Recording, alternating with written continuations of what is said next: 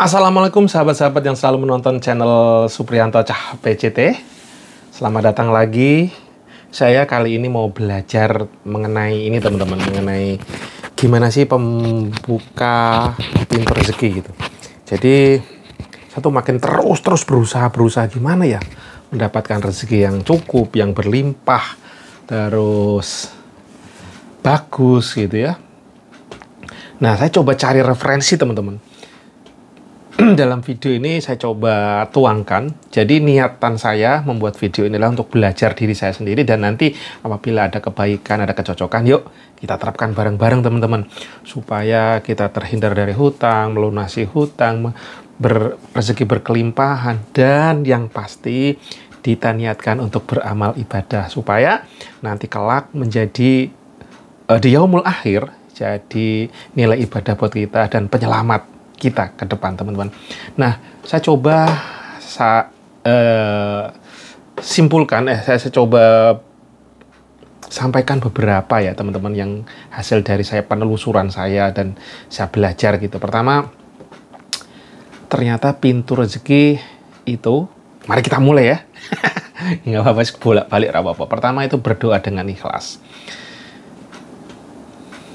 Nah, katanya doa itu adalah kunci pintu rezeki. Bersujud dan berbicara dari hati kepada Allah adalah cara terbaik untuk memulai perjalanan ini. Nah, ternyata salah satu caranya adalah berdoa dengan ikhlas. Jadi kita berbicara ke Allah, ngobrol sama Allah di waktu-waktu mustajab mestinya ini ya teman-teman ya.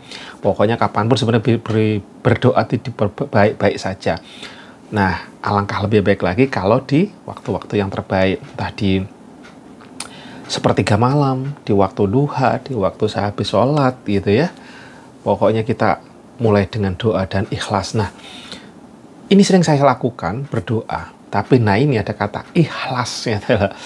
Jadi ini yang sepertinya atensi buat saya. Doa tapi ikhlas. Selanjutnya, bekerja dengan tekun. Rezeki tidak akan datang dengan mudah tanpa usaha.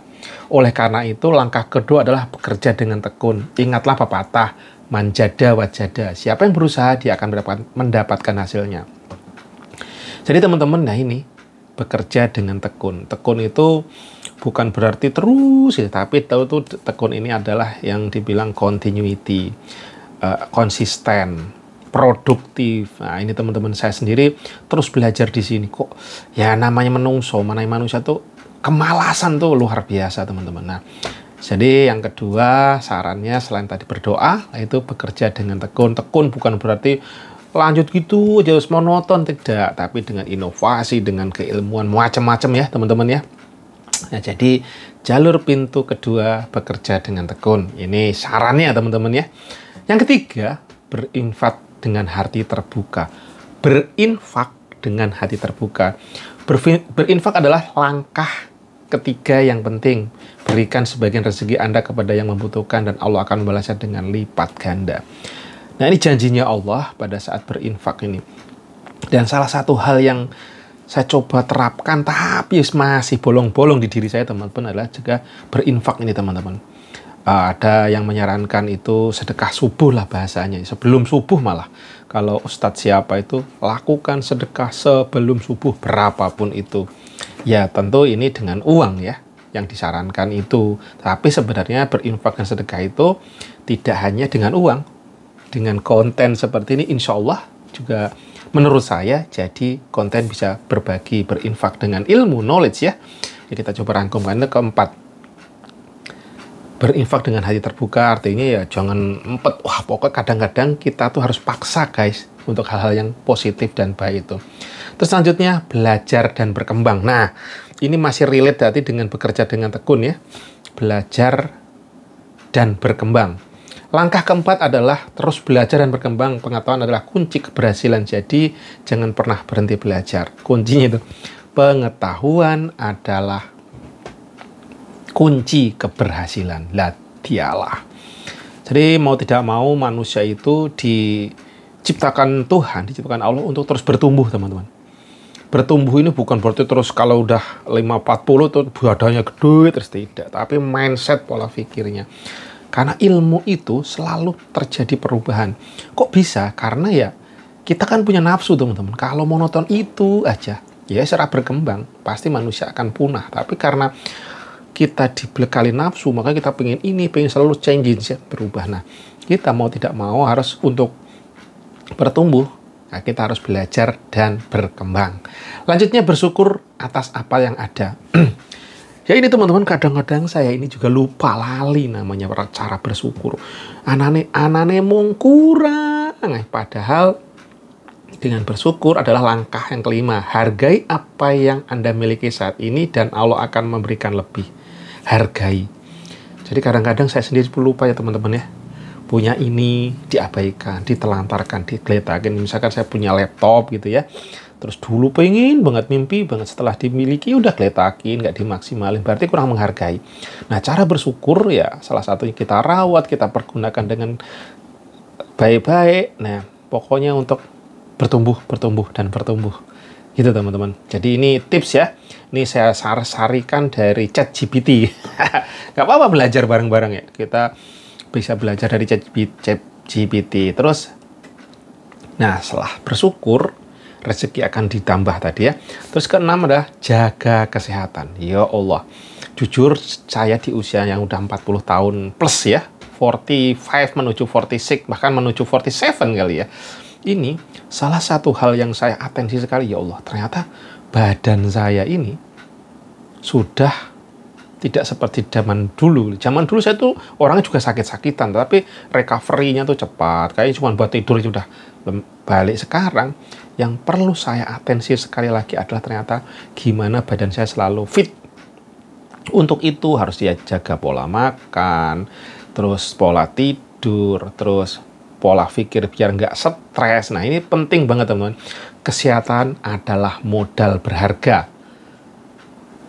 Dengan tubuh yang sehat, Anda dapat bekerja lebih baik dan meraih lebih banyak rezeki. Nah teman-teman, yaitu kan kesehatan penting. Jadi jangan abaikan, apalagi Jakarta saat ini kondisinya teman-teman. Ya Allah, penuh dengan polusi udara itu ya. Jadi teman-teman ayo kita terus belajar. Pokoknya gaspol ya. Jaga kesehatan. Ojo menyepelekan tidur, ojo menyepelekan pola pikir sing dadi mumet-mumet. Pokoknya bersyukur, jangan stres. Stres untuk kebaikan boleh, tapi stres yang membunuh wae hindari. Networking dan hubungan baik. Nah, jujur saya sendiri cara networking saya ini kan lemah teman-teman ya. Kalau saya ya, networking dan hubungan yang baik adalah langkah ketujuh. Berteman dengan orang-orang yang positif dan berpikir serupa dapat membantu membuka pintu rezeki. Nah, kuncinya berteman dengan orang-orang yang positif dan berpikiran serupa dapat membantu membuka pintu rezeki. Oh iya ya, benar juga ya. Positif pasti kebaikan. Nah, misalkan saya suka entrepreneur nih, pasti saya cenderung ya harus memperbanyak teman-teman yang di entrepreneur ya. Tapi secara tidak langsung terjadi loh teman-teman. Jaringan ini, misalkan saya ini kan jualan somai gitu. Saya tuh kenal tukang sayur, tukang tepung, tukang ikan, terus tukang apa lagi ya, macam-macam supplier ada kan. Kayak pagi ini saya juga belanja kemiri itu 25 kg itu 1 jutaan. Itu pun juga tadinya nggak kenal, just inilah, tapi minimal ya terjadi perhubungan baik lah gitu ya, networking. Ya pelan-pelan dibantu. Akhirnya apa, saya bisa beli dengan cara tidak harus cash, misalkan 2 kali 3 kali. Jadi pada saat cash flow saya rendah, saya bisa menggunakan. Dan alhamdulillah, terima kasih ya Allah atas terbukanya jalan-jalan seperti itu. Kreatif dan inovasi. Lah ini teman-teman, untuk berkarya itu adalah langkah depan. Terkadang ide brilian adalah kunci kesuksesan. Kadang-kadang ide-ide brilian itu bisa menjadi kunci sukses teman-teman.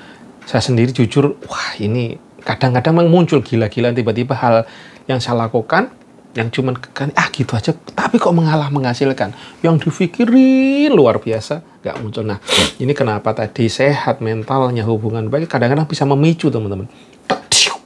Ini dia gitu. Dan ini tidak berhenti pada kegagalan. Kegagalan adalah bagian dari perjalanan. Teruskan berusaha meski gagal. Ini teman-teman, mental tempur. Walaupun gagal, ojo nyerah, gaspol.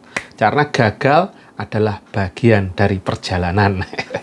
Sabar dan percaya pada Allah. Wih, ini teman-teman, ini gaspol. Rezeki datang pada waktunya.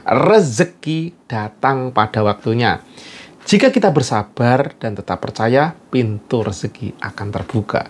Subhanallah. Langkah terakhir adalah sabar dan percaya pada Allah. Nah, sabar dan percaya pada Allah. Penutup, itulah 10 langkah yang bisa membantu Anda membuka rezeki. Ingatlah bahwa setiap orang memiliki perjalanan waktu yang berbeda. Setiap orang memiliki perjalanan dan waktu yang berbeda. Jadi, pada saat teman sukses ya, ojo ngiri gitu loh. Jangan ngiri, karena kita punya perjalanan masing-masing. Jadi tetap semangat dan percaya pada proses. Teman-teman, semoga saya belajar video ini ada manfaatnya. Nawaitunya adalah untuk belajar. Dan apabila membawa bermanfaat, terima kasih. Semoga menjadi nilai ibadah saya. Dan teman-teman bantu subscribe, bantu komen, like, dan komen ya, kasih masukan buat saya supaya terus bisa belajar dan bertumbuh. Nawaitu saya niatkan untuk berbagi, belajar, dan juga menjemput rezeki. Amin.